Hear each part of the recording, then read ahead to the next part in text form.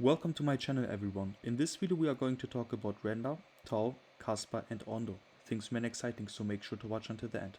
And if you also want to trade with cheap taker fees, then I can recommend you the crypto exchange mexc.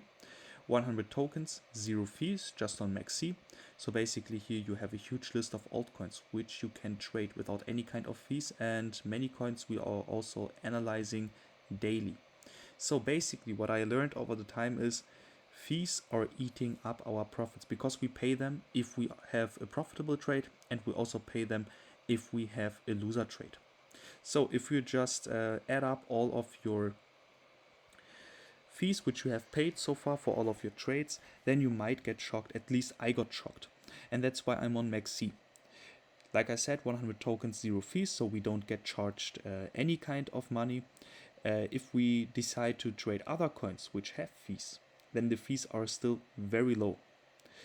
And if you want to get even lower fees, then you can use my link which you can find in the video description, because there you save another 20% on those low taker fees. So we just start with Render. So we hope for Render that we are going to see a bullish consolidation, like for example a bull flag.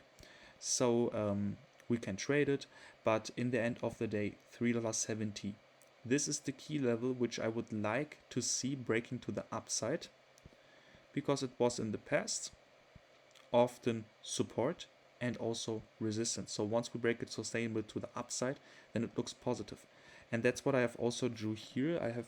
Let me take out this bullish case which I have just talked about. The other case is this one, that we are just getting into $3.70, which we got 2 or 3 hours ago, and from here sell off a lot.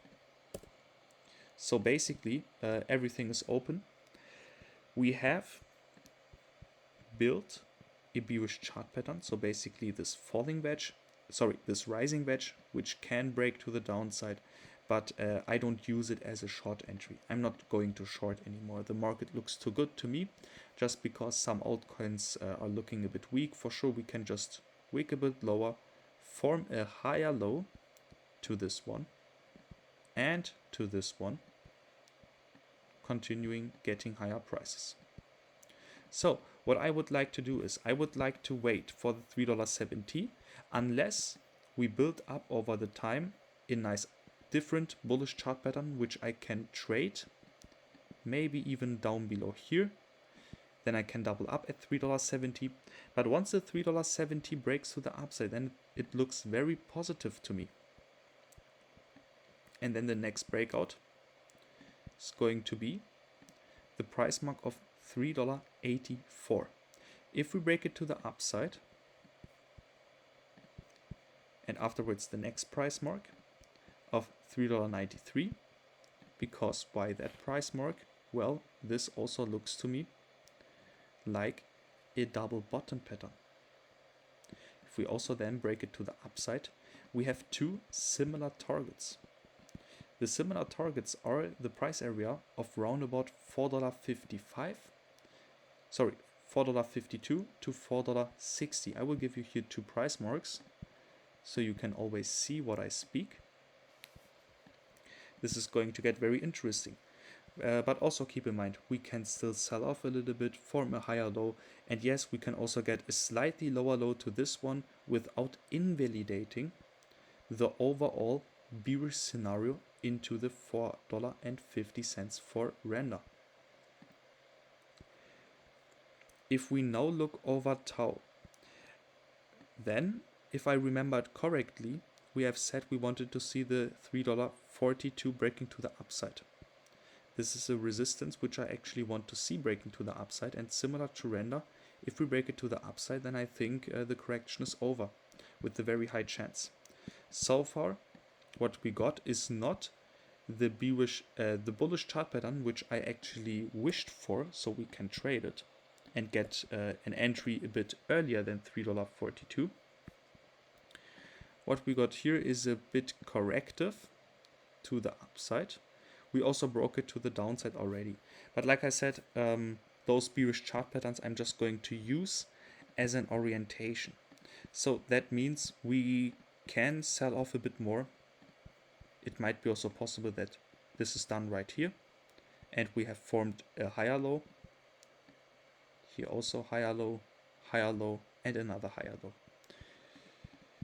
If this is going to be the case, then I still have to wait for the $3.43 breaking to the upside for the verification. If we are just getting lucky and we form another bullish chart pattern, and then we can break, and then we break it to the upside and we trade it, then it's not about luck anymore. This is the reward of being more patient. So 2 scenarios. First one, yes, we can develop whatever we like to see. Can happen. If we break it to the upside, yes, we can trade it before we get into 343 US dollar. But if we don't get it, then I have to wait for the 343 US dollar. If we break it to the upside, positive. I don't have any kind of targets for TAO. This falling wedge got invalidated. So you can also see sometimes we break to the upside and activate a chart pattern just to invalidate it afterwards. But for TAO we have also said it's the only coin which broke that falling wedge. I can just put it again on the chart. So we have said TAO is the only coin which broke it to the upside, retested, but we have a huge fair value gap and all the other coins are showing us to get more down. So I also said with a very high chance we are going to invalidate that chart pattern. Yes, we still got a higher high, which was unexpected to me, to be honest. But in the end of the day, this chart pattern got invalidated because the whole market structure didn't look good from all the other coins. And TAO is just going to walk the same way as the other coins, for sure. The altcoin season didn't really begin yet for TAO, but at least for Ethereum. And we have also seen it for Solana, that Solana is outperforming many coins right now. This is because the money goes from Bitcoin first into Ethereum, but I think it's slowly, we see the first signs that the money also goes into XRP and Solana. You can also see it with, for example, BNB and the Hype coin. Those are all top 10 coins. We can look real quick over those coins. So BNB, USDT. If we go into the 4-hour chart, then you can see the whole price development. Always higher highs. Then we can look over Hype, USDT. And let's just take it from Bitget. So basically also higher highs. Now I'm looking for Cardano. Okay, a bit weaker. But the same we are also seeing for Ethereum, for example, that the money goes from Bitcoin into Ethereum, BNB, Hype, in those kind of coins. And if they are done with pumping, then actually we can expect nice gains for the other coins, the smaller altcoins. So we were at TAO. Let's jump into Kaspa, because here I think it's also getting very interesting. I have to clean up the charts, I just see it. So for Kaspa, we wanted to see a bullish consolidation. We got one, not a bull flag, not a falling wedge. We got a bullish pennant. This pennant you can see is in bright blue. So it's basically a bullish price movement to the upside and a consolidation within a triangle. If this triangle breaks to the upside, here's the price mark, currently 8.842. If we break it to the upside, positive. I just took the maximum target of that pennant, which is actually the whole push, since we are in the bullish cycle, in my opinion. 9.5 cents is going to be the target. On the other hand, inverted head and shoulders formatation. If we break it to the upside, also 9.5 cents. Same target like the bullish pennant. So, and now you have to look. Double bottom pattern. If the 9.4 cents breaks to the upside and the 9.4 cents is lower than both of the targets from our bullish chart patterns.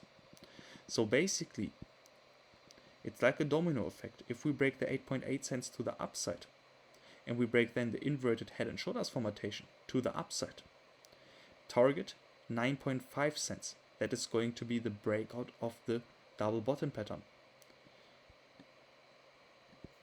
Then we have an ongoing target at 9.6 cents, but the overall target 10.5 cents, unless I see more bullish chart patterns which direct us within the altcoin season for higher prices. I don't see it at the moment. We have to look for it once we get into the area 10 to 10.5 cents for Kaspa. So very interesting. But for sure, since we have this kind of bullish scenario, a triangle can also break to the downside. So we just talked about what if we break it to the upside. Now we talk about about breaking it to the downside, 8.7 cents. If they break to the downside, here's a support level of 8.5 cents, which I think is going to get interesting for Kaspa. If we now look over ONDO, we also wanted to see a bullish consolidation. The consolidation which we got is not bullish, but also not bearish. It is just a consolidation. So we went sideways. We have different types of corrections. We have a correction which is based on the price level. So basically, let's assume we get this kind of price movement. A correction of the price is just going to be like this. And then another push. The other correction is a time-wise correction. So we get a kind of push and afterwards a consolidation within getting sideways. And then we can still continue getting higher prices. So I see the second one for ONDO. The first one I see for HBAR. Let's look real quick. No, Dogecoin not. XRP. This one right here. And Ethereum. So we get a price correction, which forms a bullish chart pattern for ONDO. We just went sideways. So basically, what we get is a rectangle. And with that rectangle, we have to look into it, because we can break it to the upside for sure, 9.54. Target, 98 cents. On the other hand, if we break it to the downside, I will give you the price mark. I'm just missing the target here. So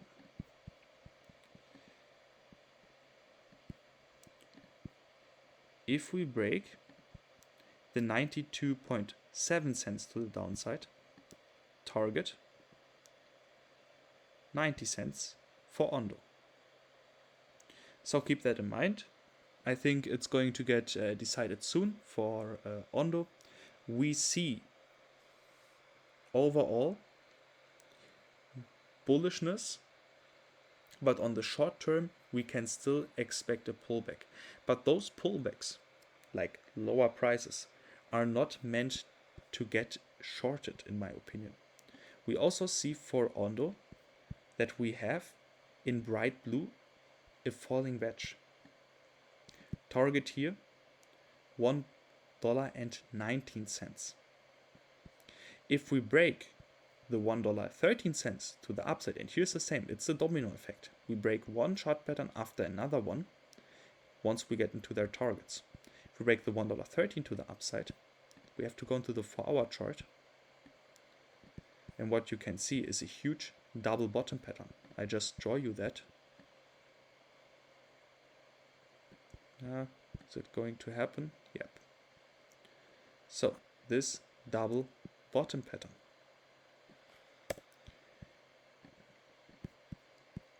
This falling wedge, which already broke to the upside, targets ongoing, $1.80. Of the double bottom pattern, $1.60. So we have still the potential of getting very high pushes for all the coins. The question is, where are we going to get into our long positions?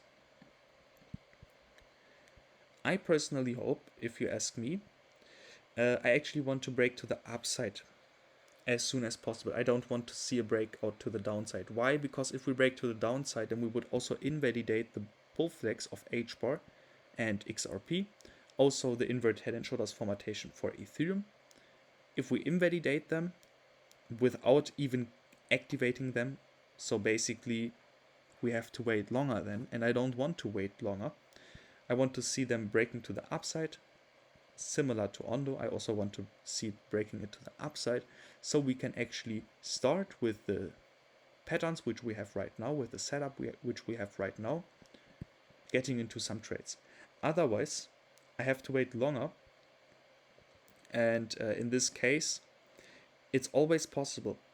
Yeah, and I'm a guy who's very patient. I don't have to be 24/7 into trades. But if we really break here to the downside, and we don't form some kind of other bullish chart pattern, like for example this inverted head and shoulders formatation, just an example. If we are just going to sell off like this, and we get a fast V-shaped recovery, then it's similar to Solana, like this, and it's not possible for me to trade, because it is for me similar to catching into a falling knife. The only thing is that the knife is not falling. Catching into the falling knife actually means, for those who don't know it, the price is going to drop a lot, and instead of waiting for some evidence that we are going to actually push to the upside, we are just going to open some trades while we are going down. So we are going down, we don't know where it's going to go. I'm just trying to catch the falling knife, and I hope to catch the lowest point before we push. It can happen that we take this lowest point, but in most cases we aren't. So, and with Solana, it is like this. I don't have any kind of chart pattern, and I don't want to count this here as an inverted head and shoulders formatation. Like, the shoulders are very, very small, and I don't want to use it. If the shoulders were a bit longer, like with a lower retracement, like this, then I would have said, okay, we have at least some targets, and with targets, I can jump into trades even if we break resistance to the upside. So in this case, for example, if we would have a target which directed us into, for example, $218, yeah, let's assume I have a target. I have a chart pattern which already broke to the upside.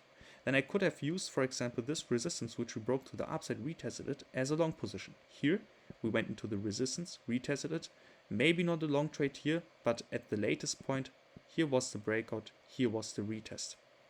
So basically, for me, this kind of price movement is like trying to catch a falling knife. Let's not say falling, let's call it a flying knife. So basically trying to catch a flying knife. If I want to get into a long position, where should I go into a long position? Here? I don't know what is going to happen afterwards. We can also sell off. And what you can see right now is, what if I actually tried to get into a long position up here? Because I think maybe it's going to get up more, maybe not. Then we are going to see a dip. And that's what I don't want to see for ONDO, and for all the other coins actually. We have the bullish chart patterns. If we are going to invalidate them, if we are going to sell off and we get a quick buy up, then it's not possible to trade for me, similar to, not even similar, exactly like Solana. And Solana made 10% already, maybe even more. From down below here to up here, it's already 15%. But if we are more realistic and we say we don't go into the trades at the lowest point and we don't sell at the highest point, here it was still 10%. So I missed those 10%. And if this is going to happen with all of the coins, then I actually missed all the trades, because with my setup, those kind of trades are not possible. So with that said, let's hope for the best. let's look for the breakouts. I'm still ready to be more patient for breakouts, but I actually don't want to see those bullish chart patterns getting invalidated. So with that said, we will check tomorrow again if we broke to the upside, or either if we invalidated all of our bullish scenarios. See you tomorrow.